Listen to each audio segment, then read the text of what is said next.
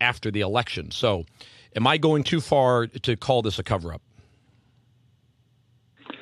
Well, it's interesting, the coincidence that it wasn't until after he won the primary that this information was put out, though they knew all of this for a very long time. In fact, I would say this information gives us a better understanding of why the timeline and so forth, way back in the same month when it happened, in October, after it happened, the sheriff was having trouble getting the timeline right. And it seems like this information really would have narrowed and defined the timeline pretty clearly. So I would suggest maybe they didn't want to use this with regard to evaluating the timeline. Whether I'd call that a cover-up or not, I just leave that to people who want to make their own conclusion on it. You may not call it a cover-up. They just didn't want people to know. Well, obviously, there was a lot of information that was dumped the day after the primary, and this is some of the stuff that came out after the primary. They had this information long before that. They began releasing information more than a month before the primary under the court order, the third court order to have them put the information out. They finally started giving out information, but they did it in a fashion that was pretty overwhelming, and they didn't put this information in that batch.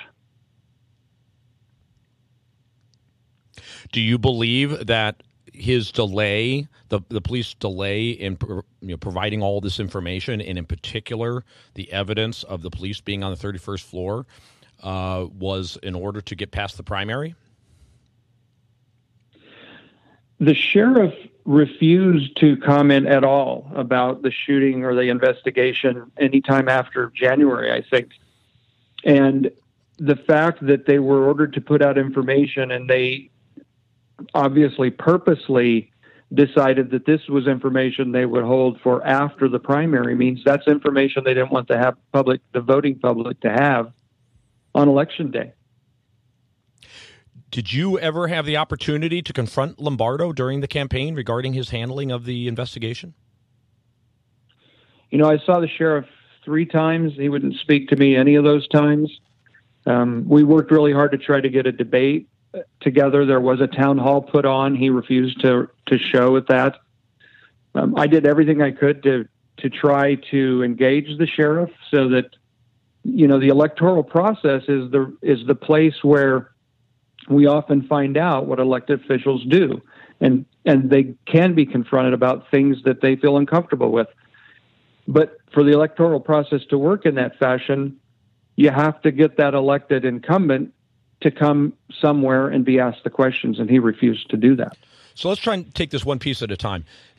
As far as Lombardo knowing that Hendricks and Varson were on the 31st floor during the shooting, he would have known that, in your opinion, when? Well, he would have known it as soon as the initial report was being completed to brief him on what had happened. This is information that was in the report the officer completed. They would obviously have interviewed first the officers who were first in the Mandalay Bay and going up. The officer and his trainee were the first Metro officers to go up.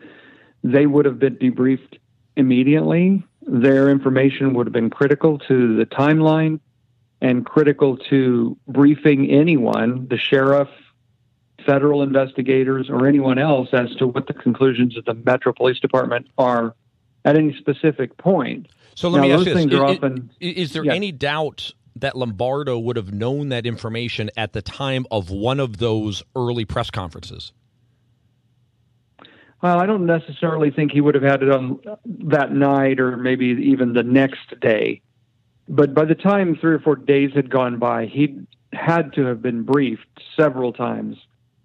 And if the information about the first officers on scene, actually not on scene where the people were going down across the street from Mandalay Bay, but actually in Mandalay Bay where the perpetrator was, if someone had that information, which they would have to have, and they didn't provide it to the sheriff, they would be incompetent. So either the sheriff got the information or the sheriff should have fired somebody for not giving it to him.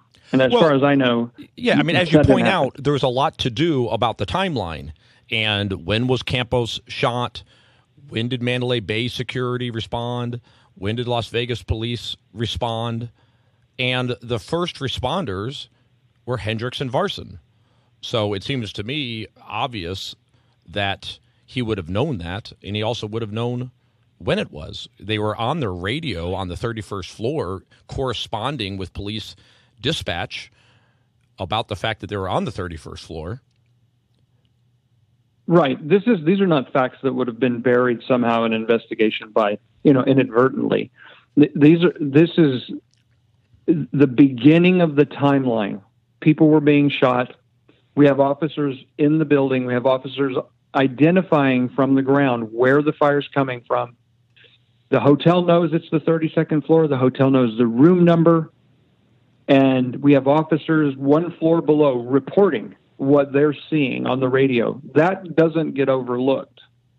So those facts had to have been part of the early briefings. Right. So Lombardo, I'm going to use the word lied to the public. You probably don't want to use that word, but would you say he misled the public by not sharing that information with them? Well, let me be totally clear. I believe that the sheriff is remiss in the way that he's putting out any of this information, because the court order is to put out documents. And so... Well, sorry, Tim, but hold on a second. I want to stay with the period of these early press conferences, because he had multiple press conferences over that first week. And you and I agree there's no question that he would have been aware that Hendricks and Varson were on the 31st floor during the shooting. And he never puts that into the timeline in any of those press conferences. And that's definitely a problem. The timeline is critical. The first officers on scene would have been critical. Now, I don't speculate the sheriff should have in the first few days come out and said, we had an officer a floor below, but in his own words, he froze and was afraid to go up and confront the threat. I don't know that he'd want to get up and say that in an early briefing. But I think that they should have certainly clarified that